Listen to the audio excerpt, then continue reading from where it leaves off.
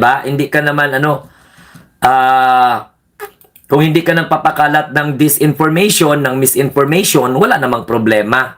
So ayan na, inaresto po ng National Bureau of Investigation sa Quezon City, sa kanilang tahanan, sa loob ng kanilang bahay mismo sa Quezon City, inaresto si Jason Sa ng National Bureau of Investigation.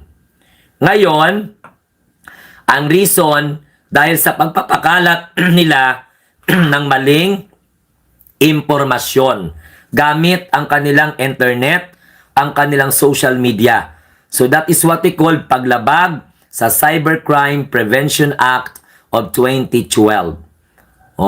DDS, hindi kami papayag manalo kayo. Resulta, pag manalo kayo, babalik sa Pilipinas ang mga kriminal na Chino at the same time, mga sindikato. Kasi ang mga nakapalibot sa tatay, mga questionable ang mga profile. Okay, mga questionable. Sa bagay, gatasan man ni Rodrigo Duterte ang mga illegal na activity noon. Pogo nga, di ba? Ginawa nilang bread and butter. So dumating na po, magandang umaga once again. Dumating na rin po sa Pilipinas ang dating Prime Minister ng Japan at kasulukuyang special envoy na si Kishida Fumio upang makipagpulong kay Energy Secretary Sharon Garin tungkol po sa 10 bilyong dolyar Power Asia Program na layong palakasin ang energy resiliency at cooperation ng Japan at Pilipinas. Sinaksihan naman ni Pangulong Bongbong Marcos ang paglunsad ng programa sa ASEC Plus Online Summit noong April 15, 2026. Yan, gusto ko lang ibalita sa inyo na there is what we call Philippine-Japan cooperation when it comes to energy. So mayroon pong tinatawag na Power Asia Program. So yan po ay nagkakahalaga ng 10 bilyong dolyar. Ay, ambot. Ito na naman mga maleta na naman. Panglima na ito na hide, guys. Kahon. Panglima na ito na na-hide natin ng mga DDS simula kanina. Simula kanina hanggang ngayon, may 5 na po tayo na mga nasipa. Samantalang, nagabigay lang naman ako ng good news. There is what we call $10 billion Power Asia Program ng Japan at Pilipinas. Yan, tinalakay po sa pagbisita yan ni former Prime Minister Kishida Fumio. Kasama po dyan si Energy Secretary Sharon Garin. Ayaw nyo ba yon? Sinuportahan din po ng mga Japanese investors ang Expanded 4PH program ng ating mahal na Pangulo. Nag-invest ang mga Japanese investors dahil nakikita po nila ang zero corruption. So congratulations, ang daming mga good news under Marcos administration. The problem is, the Duterte Dayad supporters and the Duterte allies choose not to believe, because of their what we call this jealousy, inggit. Congratulations, di ba? There is nagkakalaga po ng 10 billion Power Asia Program. Palalakasin po yung kooperasyon sa enerhiya ng Pilipinas at ng Japan. Hindi naman po maglakas loob ang Japanese government na tulungan ng Pilipinas palakasin ang cooperation sa enerhiya kung hindi po sila karapat-dapat pagkatiwalaan. But under this administration, grabe ang suporta ng foreign investor. Even though leader ng mga bansa, both leader ng mga negosyante, investor all over the world, suportado po ang presidente. Kaya po, dapat nating i-appreciate. Dapat nating i-appreciate ang hakbang na ito na kung tinatawag ay the 10 billion Power Asia Program ng Japan at Pilipinas. Isipin nyo yan, 10 bilyong dolyar. Ang mga Japanese, hindi yan mag-invest sa inyo kung may bahid kayo ng korupsyon. 'Di ba? Grabe kaya kami tikuloso ang mga Japanese investors, ang mga Japanese businessmen. Very particular na talaga sila sa output, no? At walang panluloko. Like for example, hindi tinataasan ng presyo.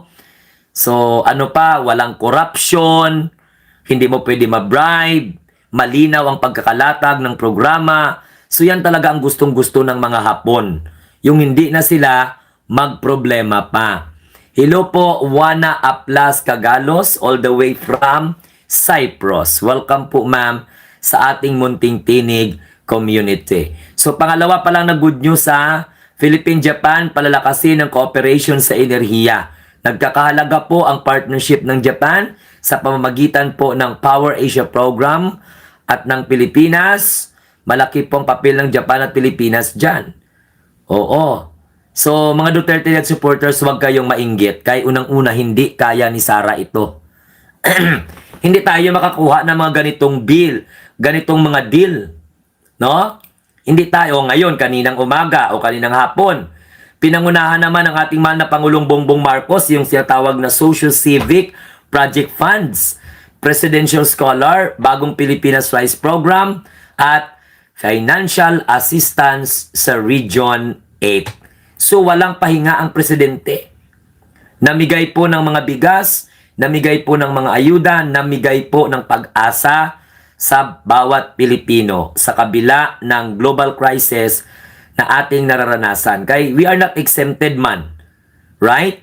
Apektado man ang ibang mga bansa. So, alam nyo, kung hindi si PBBM ang naging presidente, hindi po ito maagapang muli. Ngayon, grabe, sunod-sunod ang rollback. Ang lalaki pa ng rollback. So, target nga mapabilis para nang sa ganun bumalik sa normal ang presyo ng ating petrolyo. O, yung ating tinatawag na reason ng mga DDS kung bakit daw nagsitaasan ng mga bilihin. So nakalimutan nila that the president is economist. Hindi po bububula ang bunganga ni PBBM kung hindi po sigurado. Naintindihan? O, Josia Doresa, maraming salamat. Shout out po. At ito pa mga kamunting tinig, pinangunahan din ng ating mahal na Pangulo dyan sa may Eastern Visayas ang pag-distribute ng mga pondo para sa programang Bawat Bayan ay Makikinabang. Oh, Rosita Palada, hello po. Namigay ang ating mahal na Pangulo ng mga scholarship, bigas at ayuda. At syempre nagpaabot din ng suporta sa Region 8. Ganun po ang ating mahal na Pangulo. And take note, ang isa pa sa ginaayawan ng mga Duterte at supporters na marinig, ito pong isinasagawa ng BIR. No? Mga dilis, amon nyo inuuto kayo. Payag ba kayo nun? Ginagawa kayong mga tanga. Correct. Tapos babalik na rin nila. Hindi kayo kilala ng mga Duterte, maniwala kayo. Tingnan mo nga anong kapalaran ni Ramil Madriaga. Nagsuporta si Ramil Madriaga pag nung nanalo na si Sara Duterte, wala na. Itchapuera na. Hindi na siya kilala. Napakinabangan niya eh. Mama Maricruz Hernandez, good morning. Shout out kay Angelo Dadulia. Oh. Maraming salamat. Okay. Ito po mga kamunting tinig. Isa po ito sa mga nagbabagang balita din. Paulit ko pong sinasabi. Isa sa gawa po, human shield kayo mga DDS. Exactly. Allergic mga DDS is sa lahat ng magagandang gawain. Ito pa, isa sa gawa ng BIR, ang malawakang tax audit laban kina Sara Duterte at asawa nitong si Attorney Manasseh Carpio. Pati pa rin, okay, pati na rin sa ilang kumpanyang konektado sa kanila. So ayon po sa ahensya, ito ay bunsod ng mga impormasyong nakuha mula sa iba't ibang opisyal at pampublikong pinagmulan, kabilang ang mga ugat at testimonya na tinatalakay sa mga pandinig. Nilinaw naman ng Bureau of Internal Revenue na ang pag-issue ng Letter of Authority ay bahagi ng standard procedure at hindi pa indikasyon ang anumang pananagutan o paglabag. So, klaro po Oh. Correct. Allergy. Allergy ang mga Duterte Dead supporters sa mga nitong balita. No? Ito pa. Ipinag-utos na rin ng pamahalaang lungsod ng Pasig ang pagsasara ng Blue Hotel matapos itong iugnay sa umano'y human trafficking at prostitution. Ayon po sa National Bureau of Investigation, seryoso po sila na lutasin ang krimen. Seryosong krimen kasi ang trafficking. Kaya dapat managot ang anumang establishmentong sangkot dito. Samantala, nagsampa na rin ng reklamo ang NBI laban po sa asawa at anak ni Mike Defensor na umano'y pagkakasangkot sa anumang aktibidad. So ganun pa man, itinanggi ni Julie Defensor ang mga paratang at iginiit na wala silang kinalaman sa operasyong ng establishmento at tinawag itong walang basihan at paninira. So paano mo kung ikaw pala, ibig sabihin kung ikaw ang may-ari, kung ikaw ang may-ari ng lugar na yan, kasi dito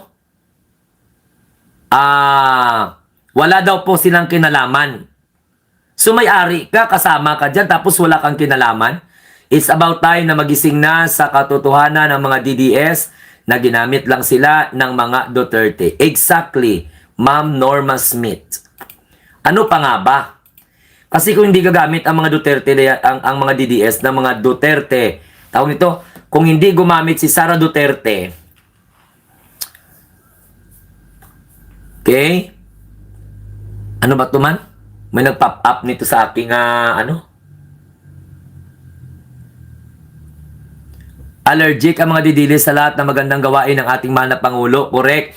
So, it's about time na magising na sa katotohanan ang DDS na ginagamit lang sila. Kasi kung hindi manggamit ang mga Duterte, wala silang suporta.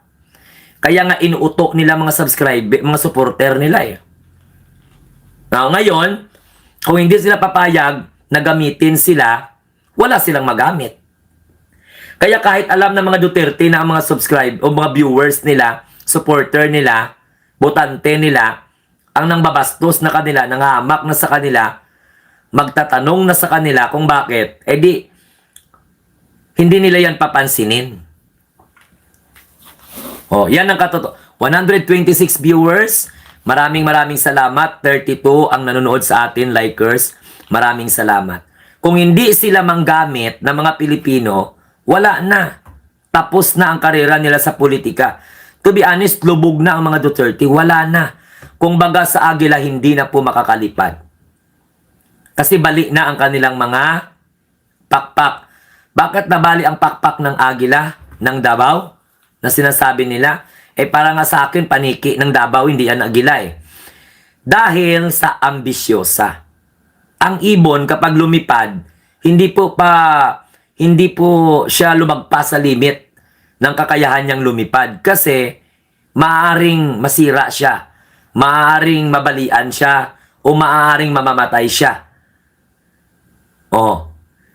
Paano si Sara Duterte? Sobrang ambisyon. Hindi pa natapos ang pagiging Pangulo ni PBBM, gusto na nilang makaupo. Pag sinita mo naman, sasabihin naman nila, fake news kayo. So ano bang hindi fake news sa inyo? Parang lahat kayo peke na 137, okay, live viewers natin, 34 ang nanonood. Maraming salamat. So dagdagan nyo pa ang share. Dagdagan nyo pa ang likes. Ang importante po ang likes.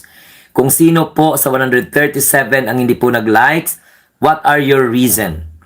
Kung hindi nyo nagustuhan ang aking live stream, pwede naman kayong matulog. Kung nagustuhan ninyo, pwede kayo mag-likes dyan.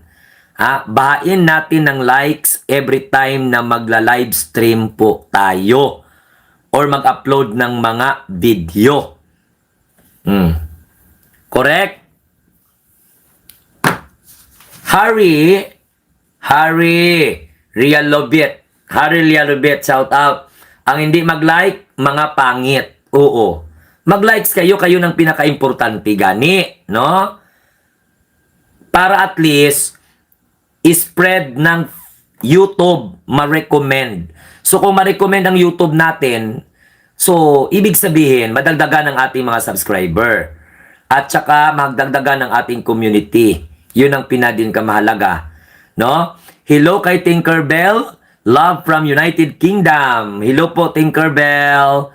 Diyan po kay Ma'am Melda Binetes. Ang hindi mag-like, mga DDS yan.